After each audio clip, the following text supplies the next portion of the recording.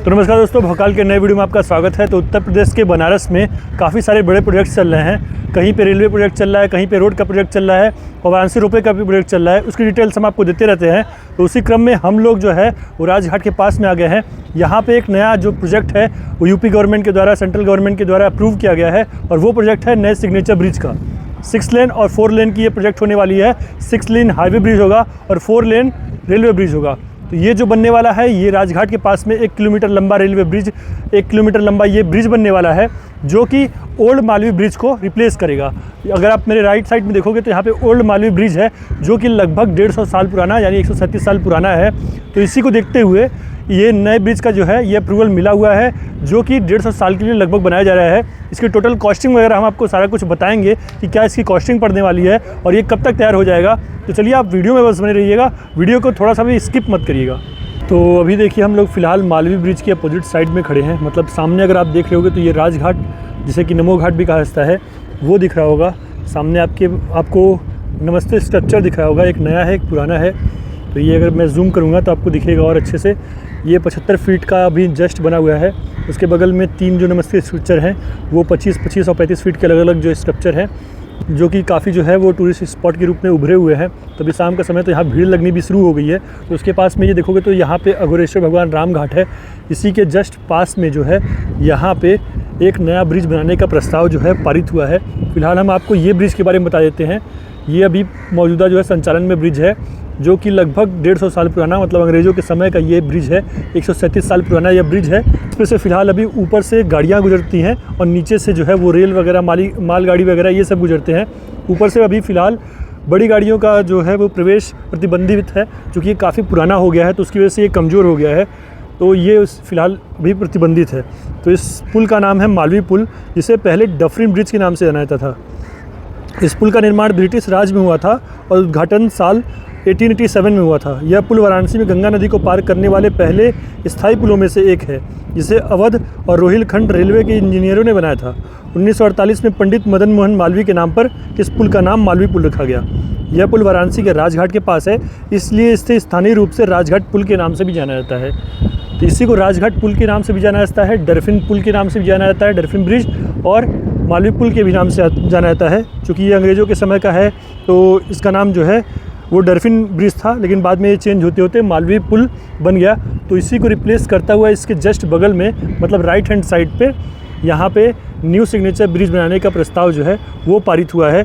तो चलिए हम आपको अब बताते हैं कि ये क्यों पारित हुआ, इसकी क्या ज़रूरत थी। असल ये जो पुल है ये काफ़ी पुराना है, लगभग 137 साल पुराना है, जिसकी वजह से ये कमज़ोर पड़ चुका है और इस पर भारी वाहनों का प्रवेश जो है वो प्रतिबंधित है। इसलिए नया ब्रिज बनाने की ज़रूरत पड़ी है। ऐसे में गंगा नदी पर 4 रेलवे लाइनें वाला नया रेल रोड और 6 लाइन का हाईवे ब्रिज बनाया जाएगा, जिससे प्रतिवर्ष लगभग 8 करोड़ लीटर डीजल आयात की बचत होगी, यानी 638 करोड़ रुपए की। क्योंकि इस पे से बड़े वाहन जैसे ट्रक्स हो गए, बसेस हो गई, ये सब आसानी से गुजर पाएंगे। उसके साथ साथ जो अभी 2 लेन्स का रेलवे ब्रिज है वो 4 लेन्स का बन जाएगा, तो उस पर से ज़्यादा और तेज़ गति से जो है वो काम हो पाएगा। यह ट्रांसपोर्ट क्षमता में विश्व के बड़े ब्रिजों में से एक होगा। यह ईस्ट और नॉर्थ, ईस्ट और वेस्ट को जोड़ने का एक बहुत बड़ा कॉरिडोर है। इस ब्रिज को तैयार करने में लगभग 2642 करोड़ रुपए का खर्च आएगा, जिसे कि माननीय रेल मंत्री ने भी बताया हुआ है। तो उसका भी आपको डिटेल इंटरनेट पे मिल जाएगा, आप चाहो तो उसको भी चेक कर सकते हो। तो यह एक आइकॉनिक ब्रिज होगा जो वाराणसी को दुनिया के सामने अलग तरीके से प्रस्तुत करेगा। अब इसकी खासियत हम बताते हैं कि इस प्रोजेक्ट की खासियत क्या होने वाली है और क्या अलग होगा। तो बता दें आपको कि इंजीनियर्स ने सिग्नेचर ब्रिज को 150 साल के लिए डिज़ाइन किया है। केंद्रीय रेल मंत्री ने बताया था ब्रिज के निर्माण के दौरान जो फाउंडेशन होगा वो नदी की सतह से 120 फीट गहरा होगा। इसके ऊपर पिलर और फिर ब्रिज का निर्माण किया जाएगा। 4 लेन का रेलवे ट्रैक बिछाने के बाद यात्री ट्रेनें 90 से 112 किलोमीटर की रफ्तार से चलेंगी।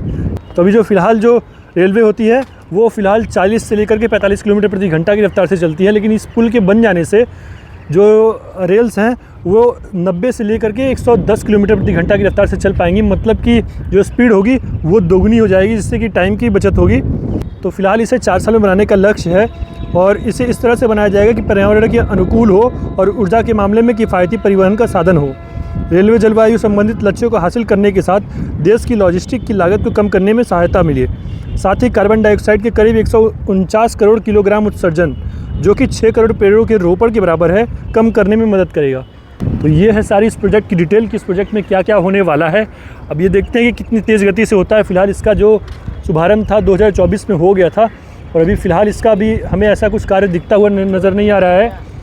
तो अभी देखते हैं कि कब तक ये कार्य शुरू होता है। फ़िलहाल इसको 4 साल में करने का लक्ष्य है, जिस पे लगभग 2642 करोड़ का लागत आएगा। मतलब काफ़ी भारी भरकम इससे बजट यूज़ किया जाएगा और एक तरह से ये पूरे जो है चीज़ों को कायाकल्प करने वाला है। इंफ्रास्ट्रक्चर को और बढ़ाएगा, कनेक्टिविटी को और बढ़ाएगा, जिससे कि जो लोग बनारस से कनेक्ट करने वाले हैं उससे और ज़्यादा गति मिलेगी। और साथ साथ जो फ्यूचरिस्टिक बनारस है, फ्यूचरिस्टिक उत्तर प्रदेश है, उसके लिए भी एक अलग बल मिलेगा।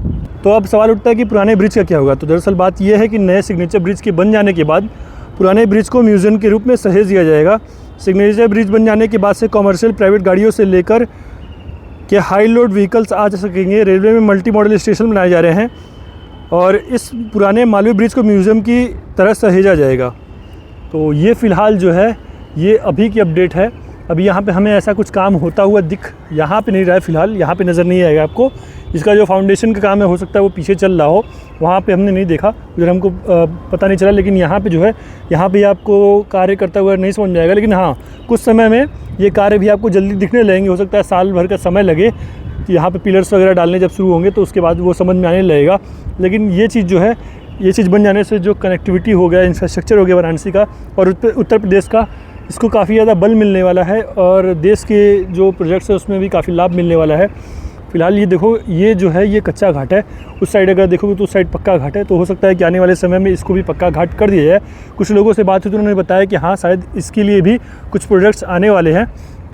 जाहिर सी बात है, अगर कोई भी इंफ्रास्ट्रक्चर डेवलप होता है तो उसके आसपास की जो चीज़ें होती हैं वो भी अपने आप ऑटोमेटिकली जो है इम्प्रूव हो जाती हैं, उनको भी बल मिलता है।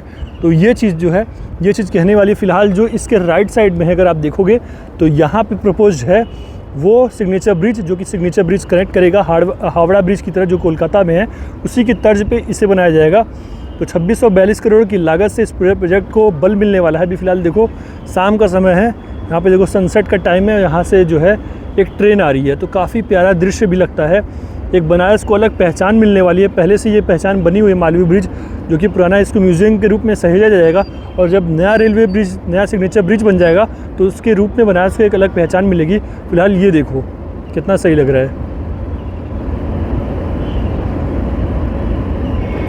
है ना। तो अभी फ़िलहाल जो है इस पर 40 से लेकर के 45 किलोमीटर प्रति घंटे की रफ्तार से ही ट्रेनें गुजरती हैं, मतलब स्लो है। लेकिन एक बार बन जाएगा तो ट्रेनें 90 से लेकर 110 किलोमीटर प्रति घंटा की रफ्तार से यहाँ पे चल पाएंगी। तो ये देखो, अभी फ़िलहाल जो है पैसेंजर ट्रेन्स और मालगाड़ी ये वगैरह चलते हैं और ऊपर जो हाईवे है उस पर 2 व्हीलर्स 4 व्हीलर्स अलाउड है, लेकिन भारी व्हीकल्स वो सब अलाउड नहीं है।